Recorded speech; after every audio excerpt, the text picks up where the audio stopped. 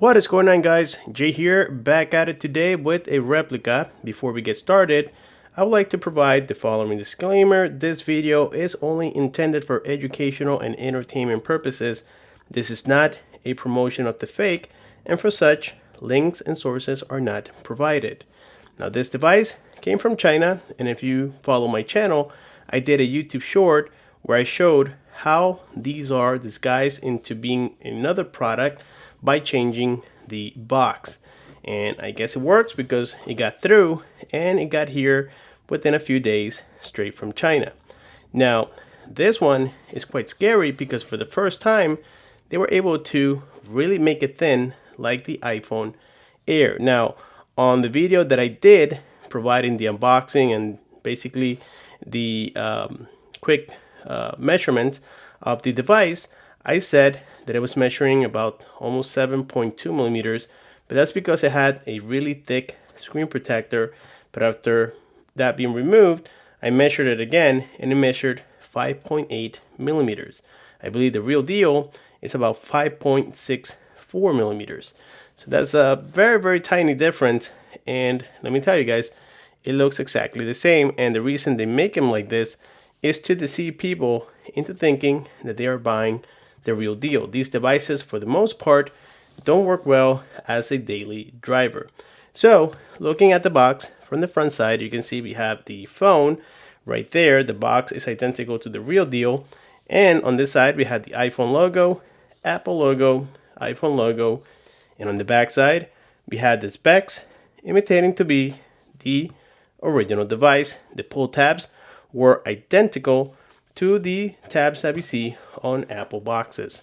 Now, as always, they don't slide very smoothly, as you can tell. And right in here, we have the device. Let's go ahead and flip it. And it only came with the USB cable, the manuals, and that was pretty much it. Nothing else comes included. All right, so now that we know this information, let's go ahead and peel the cover that came with it. And here's our device. The screen, as we have seen for many years now, matched perfectly well with the bezels, making it look very nice and premium. And after removing that screen protector that I mentioned before, look how thin this device is. Now, I don't just want you to see, the thickness physically. I want to actually get a ruler and measure it. Now I'm going to remove it. And I want you guys to see here, I'm going to turn on my flash on my device, and you can see right there how many millimeters is that. It is almost 6 millimeters, okay, and the bottom part is on millimeters. As you can see, I just ran out of battery for the display, but you can see the thickness. It is not perfect. However, for many years, we have struggled with these clones having exactly the same thickness as the OEMs, but this one got really close to the point where you're not going to be able to see the difference. On the front side, the OEM has a 6.5-inch display. It is a Retina display, also known as OLED, and so this one does have a little bit of a chin still. And when we started, it has the Apple logo. So on the side, we get the silent switch, or the action button as they call it, the volume rockers. Now we get a SIM tray right here. On the bottom, we get the speaker with the USB Type-C port. On this side, we have the camera shutter button and the power key on this side. On the top, we have nothing much, just the antennas. And on the rear, this time we have just one camera, and it's a real camera with other clones like the iPhone 17 Pro Max replica. This one also has one camera, but the other two are just mimicking to be there and functional, but they are truly not. This one is just one camera, and I believe the resolution is only 8 megapixel, and on the real deal it is a 48 megapixel. And on the front, I think the real has a 20 megapixel. This one is like a 5 megapixels. So don't think that you guys are going to be able to take amazing photos. And yes, I already registered the device. This is mimicking to have iOS 26. Let's go into about, and right here you can see it. iOS 26.2, iPhone Air, so on and so forth. But now look at the quality of the screen. Sometimes the camera doesn't capture that very nicely, to be honest with you. We have the dynamic island towards the top. Also looks pretty cool. And so, yeah, we got a serial number. We have an expiration date for the warranty. This thing is just crazy when it comes to the specs. Even the memory capacity, it is claiming to be 512, but I think I saw the back side of the box, and indeed it does say 512. Sometimes we have it to where the box says 1 terabyte and then the phone has a different information, but that's what I told you guys on other videos, that sometimes they correct the little mistakes. Now this one does have a chin, as you can tell, on the bottom. All right, so that's an easy giveaway right there. And yes, this thing is running on Android. It is like an older version of Android. I think it's Android 10 or 11. I can't recall, but it is definitely a older version of Android. And look at that. It says that we have NFC, but on the real iPhone, we don't have that option. Okay, we know that it has something similar to NFC, but it's not truly NFC. So these are the settings. And as you can see, they are quite smooth. We are running a MediaTek processor. It is the MTK 6753. And this information was provided to me by the supplier.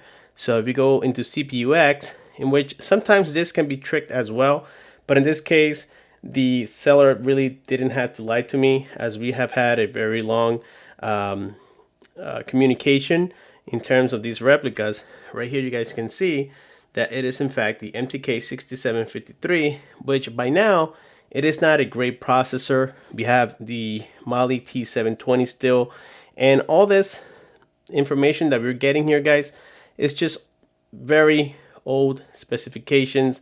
As for the RAM, we have like maybe 2 or 3 gigabytes, maybe 4. As for the internal memory, we don't have a lot either. So yes, these are not really meant to be used as daily drivers. And this is a big debate that I have with these people, is that, well, they should make something at least once that is usable for daily use. Make it with a, I don't know, Dimensity processor, add 6 or 8 gigabytes of RAM, and maybe 64 gigabytes of internal storage, and that will make it a usable device with a updated Android like 13 or 14. That will actually be a useful phone, and with Dimensity, we should get 5G.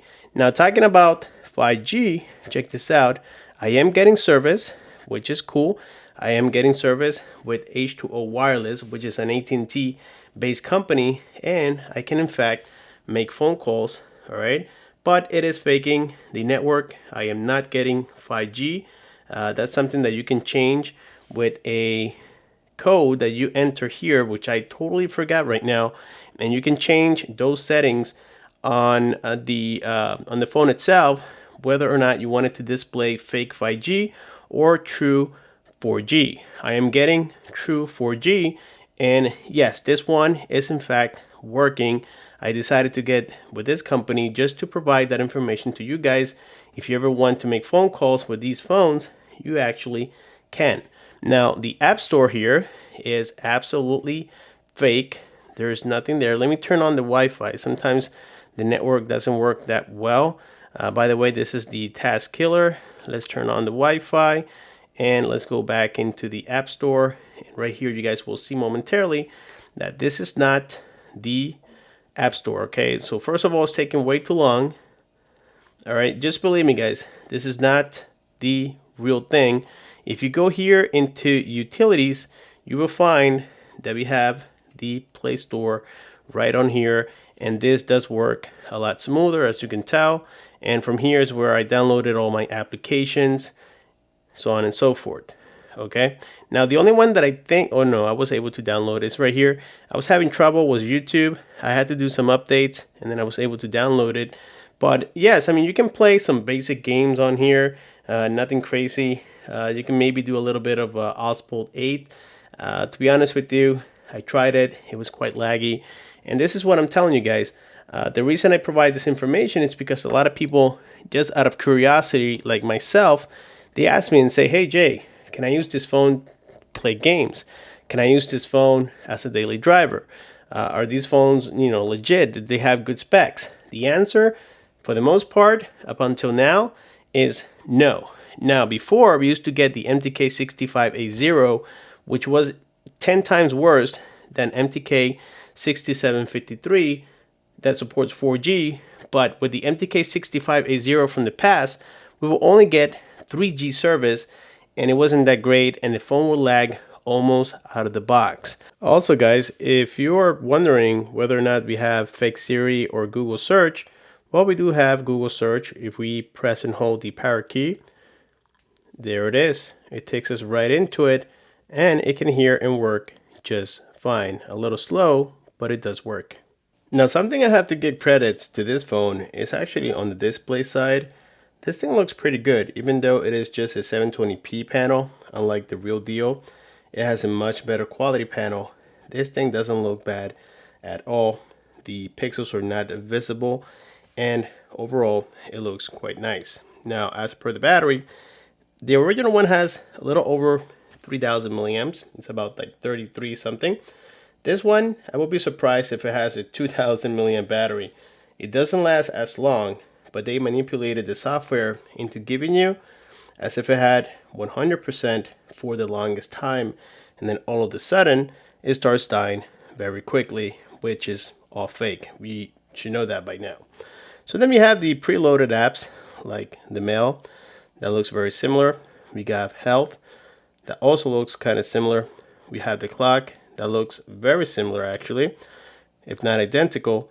We have reminders, doesn't look that great, so let's kill the task. We have notes, looks somewhat similar, and then we have the wallet. Okay, so all of these have been preloaded from other devices in the past. Now, something that is a definite giveaway is going to be on the camera side. You probably can't see this through this camera, but this camera at best is about 8 megapixels and not great at all. The colors are not accurate, and the focus is not great. The overall quality of the picture looks very, very poor. So yes, on the camera side, I would say that in 2026 is definitely not useful. This is the front-facing camera, and it makes me look super weird. All right, so this is the control button right here, and it actually touches on the side, and you can change the zoom.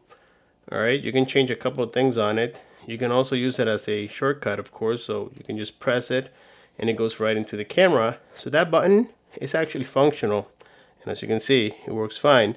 But the camera, it is definitely not that great. As for the sound quality, well, it is not the best. Just hear this video and just listen to it for yourselves. Uno mas, thanks. You're Johnny Cage. I was Citizen Cage. I was a kid. Thanks, man. I appreciate it. They should do a reboot. Nobody wants that. Shit went out in the 90s. Johnny Cage, you have been chosen to fight. Tell me you're not some crazy fans. How are you?